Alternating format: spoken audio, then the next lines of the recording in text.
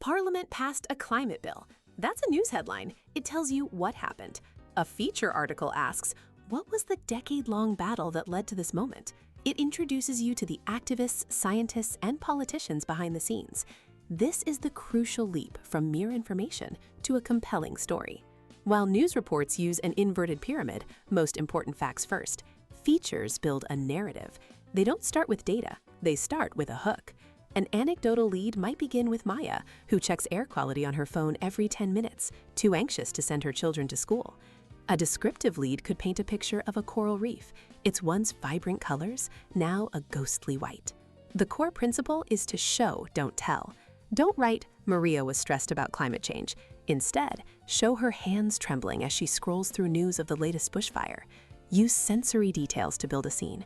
The smell of instant coffee in a tense community meeting, the mayor's practiced smile wavering. This is how abstract issues gain a human pulse. The body of the feature weaves together data, expert quotes, and personal stories into a thematic or chronological tapestry. The conclusion doesn't just summarize, it offers a lasting insight, perhaps by returning to the opening image of Maya, but now with a new perspective or a call to action. Ultimately, feature writing combines journalistic rigor with the art of storytelling. It explores the why behind the what, making complex issues understandable and forging a powerful human connection. It's about making the invisible visible and giving a voice to the stories that live just behind the headlines.